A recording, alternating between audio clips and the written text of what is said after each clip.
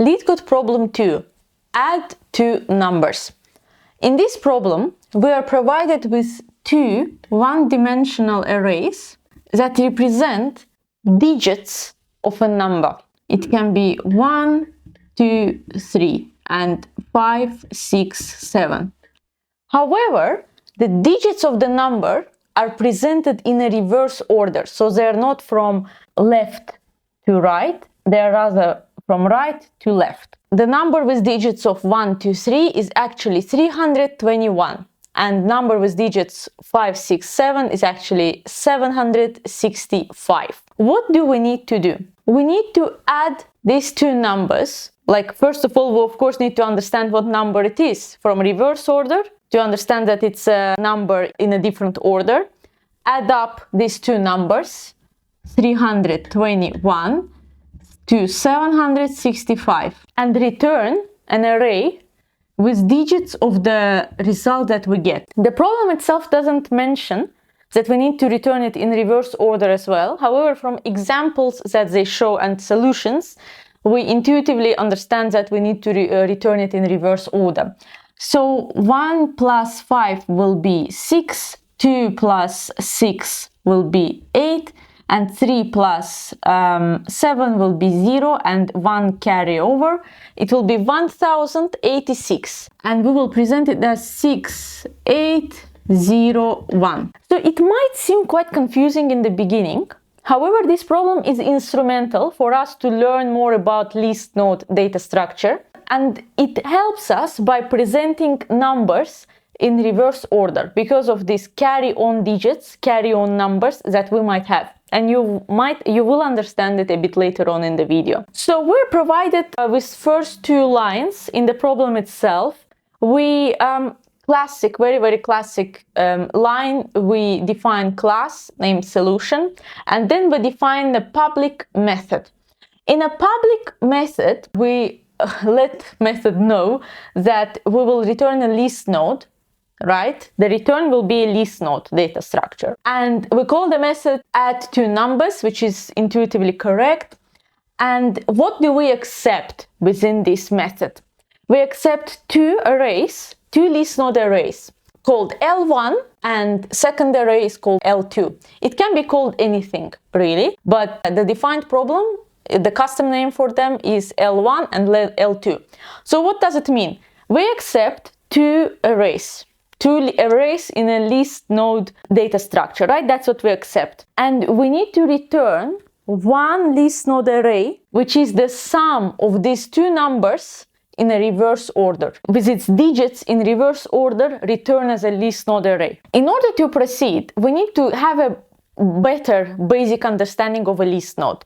So with least nodes, we start from the beginning, which starts from the left to we go from left to the right, from head to tail. And we usually have two elements of the least node that help us to define and locate these elements better. So we have certain element, let's call it A, and what comes after A is called A next, right? Which will tell us that we need to list what is next. It doesn't mean that next is an element by itself, no. But the whole point of a least node is that nodes are connected, and this next functionality sort of gives us possibility to connect the nodes. And the next element can be B, and elements after B are B next, C, and etc. etc. The solution is written in Java, but with some iteration, with some practice, it can be translated into other programming languages as well. To start with, we define a least node, right? We define a new least node and we call it dummy. And dummy is a least node, and dummy itself equals to 0. So our first element equals to 0 in this least node, and we call it dummy. Dummy will be our placeholder, the beginning of our array, and we will not use it in the result itself. You will understand a bit later. So we have first node that is dummy, and that is equal to 0. Then we define another node, current, and point it to dummy. So we basically tell, you know what? We'll have another node called current, but current will be pointing to dummy. okay? So we have current that points to dummy at the moment. And then we define an integer, right, called carry. And we set it to 0. Integers cannot be decimals. It's important to remember. So carry can only be an integer. And at the moment it's 0. Now when we familiarized ourselves with our variables, with what we have defined in the beginning of the problem, of the method, we can start iterating or doing the stuff in order to achieve the solution. So we start with while loop. While L1, which is L1 array, doesn't equal to null, remember that we don't say doesn't equal to 0, because null would just mean that if L1 array defined in the that we receive in the by the problem itself, by the user as an input, if it's not empty, okay, or argument L2 is not empty, or carry is not 0, we start our iteration. What basically does it let us to check? It lets us check that L1 is not empty, L2 is not empty, so we have two full arrays with numbers, even with one digit, or our carry is not 0. Why do we need to define carry here? So imagine that we exhausted both arrays by adding these numbers, like in this example. We iterated these two arrays and we added these two numbers, but we still have carry. We still have this 1. Because otherwise the number wouldn't make any sense. It's not 086. We can't have a number with leading 0, right? According to the problem description. So we have this one carry. So even if both L1 and L2 are empty, we have exhausted them, we have carry, okay? And it's not equal to 0. That's why we still continue with the iteration, because we have carry 1 that we need to include into our equation. Let's look at the rest of the lines and then try the cases that we have. So first integer, we define integer value 1 basically. If L1 is not empty, question mark, this is the notation for basically Boolean expression. So if L1 is not empty, if it's true, L1 value equals value 1.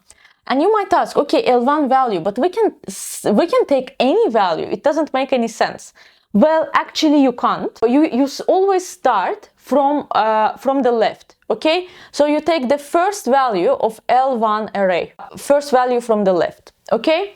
So if L1 is not empty, we equate it to the first value of the array. Same for L2. If L2 is not empty, we equate it to the first value of the array. If it is empty, this is what is true, okay, true expression.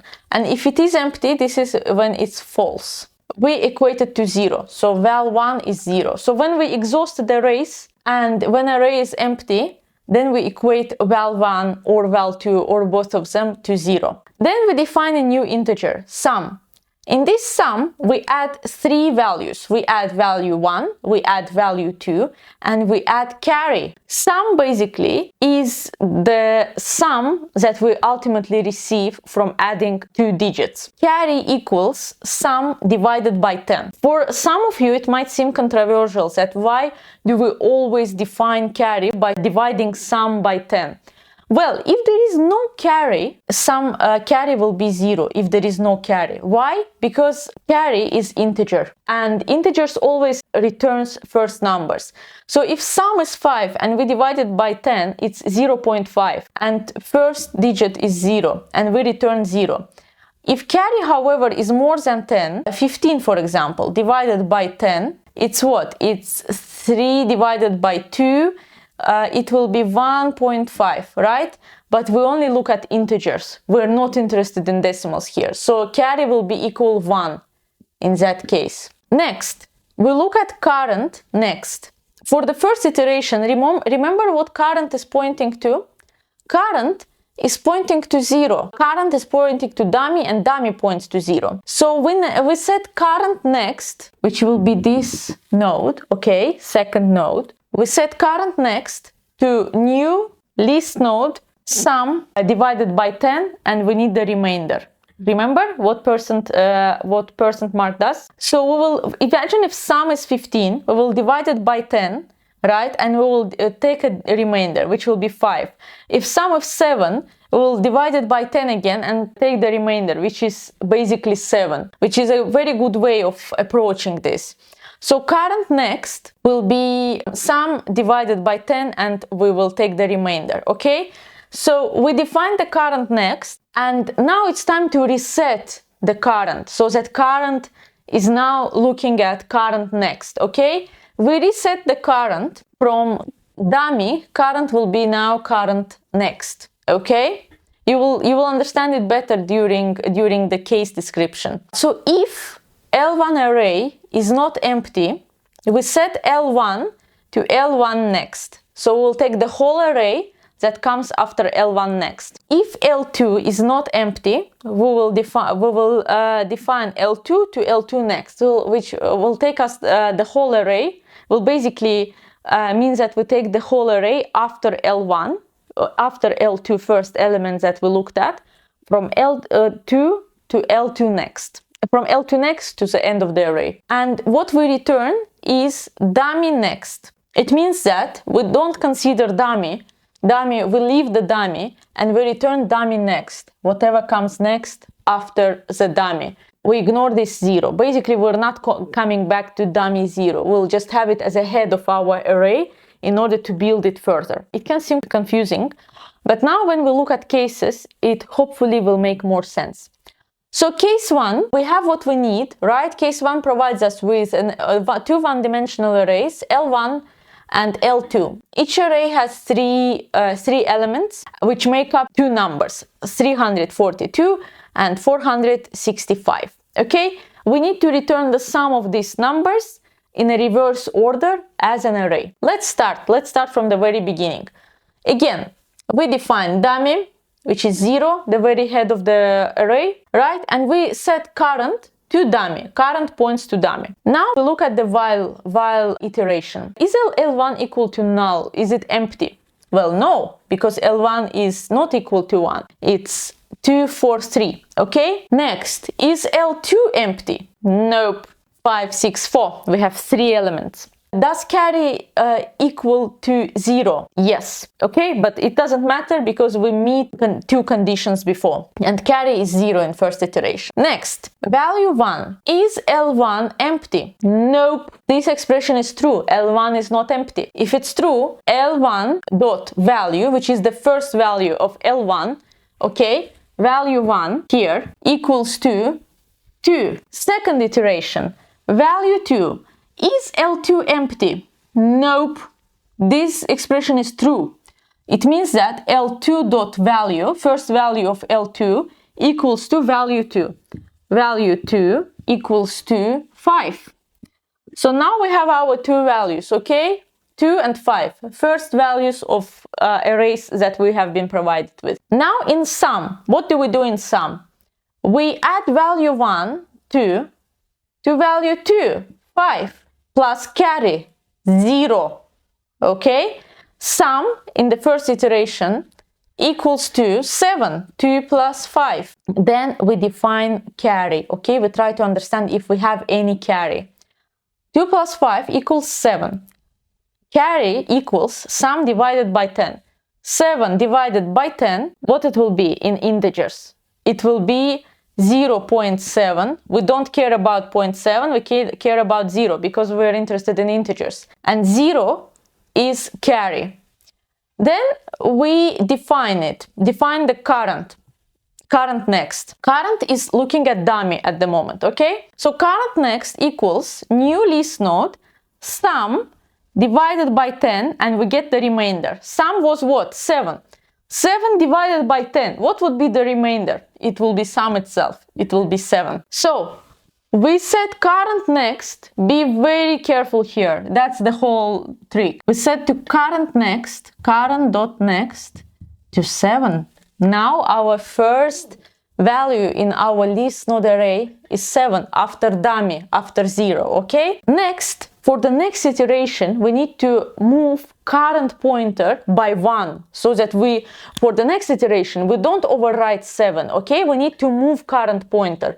And we do it by setting current to current next. So current was looking at dummy. Now current looks at what was current next. So it was current next, right? And now current is pointing to current next, which is 7.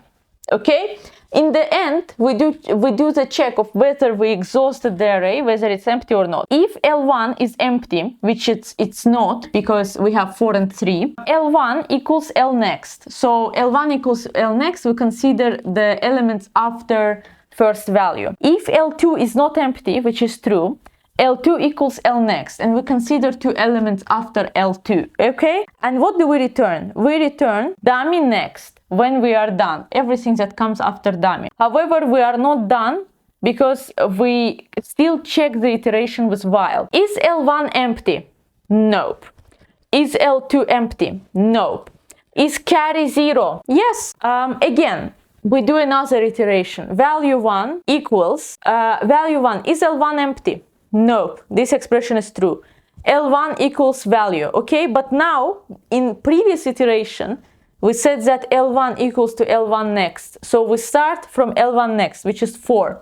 And in this iteration, we define value 1 to 4. L2, is it empty? Nope, we have 2 more elements. L2, it means that this expression is true.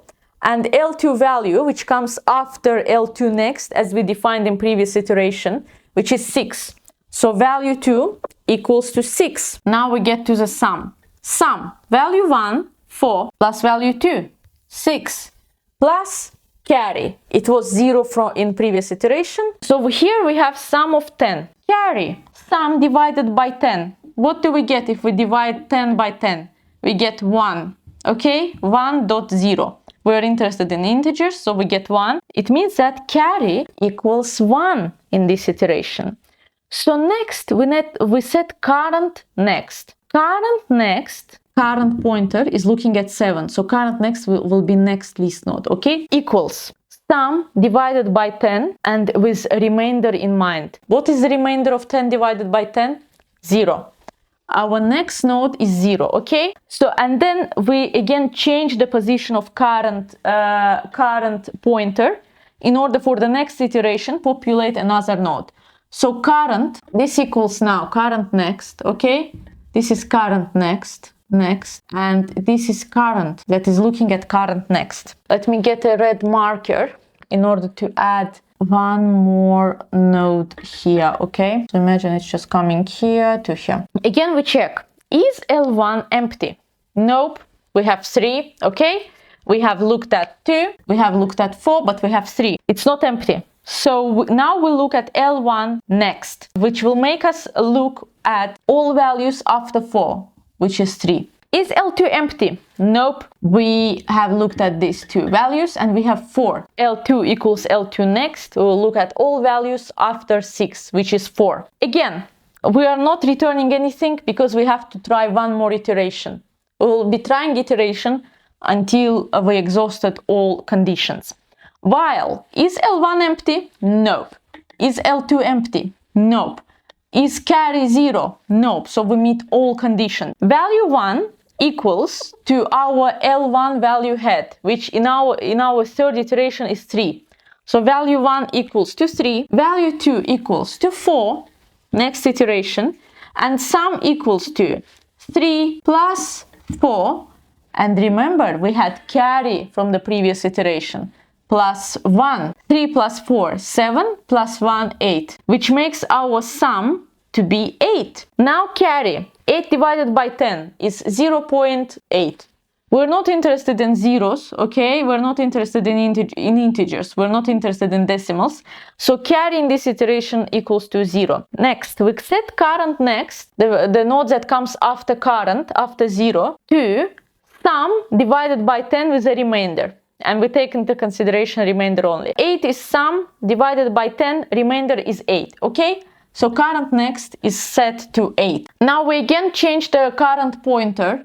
Current is now pointing at 8, okay? Now we do the check. Is L1 empty? Have we looked at all values of L1? Yes, there is no L1 next. L1 is empty. Is L2 empty? Yes, L2 is empty, there is nothing to look further, so there is no L2 next, okay? Now we return to our condition again. While L1. Is L1 empty? Yes. Is L2 empty? Yes. Is carry 0? In previous iteration, carry was 0. Yes. It means that we don't need to do anything else, and we return dummy next. What would be the dummy next? We should return everything that comes after dummy. 7, 0, 8. And let's check quickly. 2, 4, 3 plus 5, 6, 4. 7, 0, 8. Okay? And we return 7, 0, 8, which is 807 in reverse order. We would return here, what would we return? 7, 0, 8. That would be our answer to case 1. Now let's consider case 2. We have a brand new case. Now we have a case with just one element in each array, 0 and 0. We'll go very quickly. We defined dummy, it's 0, and current is pointing to dummy. Okay, current is pointing to 0. Okay? Is L1 empty? Nope. Is L2 empty? Nope. Is carry 0? Yes, we haven't done any iterations and carry is 0. Value 1 equals, is L1 empty? Nope. It's true expression, so value 1 equals to the first value in L1, which is 0. Value 1 equals 0. Value 2. Is L2 empty? Nope. It means that this expression is true, and L2 value equals to the first value of L2 array, and value 2 equals to 0. So we'll have here value 1, 0, value 2, 0, 0 plus 0. Carry was 0 because no iteration has been done so far, which gives us 0. Okay? Carry, sum 0 divided by 10. What would be the integer? 0. And we set current next to sum divided by 10, and we need a remainder. What would be 0 divided by 10 and remainder? Remainder would be, what would be the remainder? Remainder would be 0. It means that we set current next to 0, and we change the current pointer, so current now points to 0. Okay? If L1 is empty, we exhausted L1 and it is empty. There is nothing to define until L1 next. If L2 is empty, we exhausted L2, there is nothing to define as L2 next. That's why when we do the second iteration, we have, is L1 null? Yes. Is L2 null?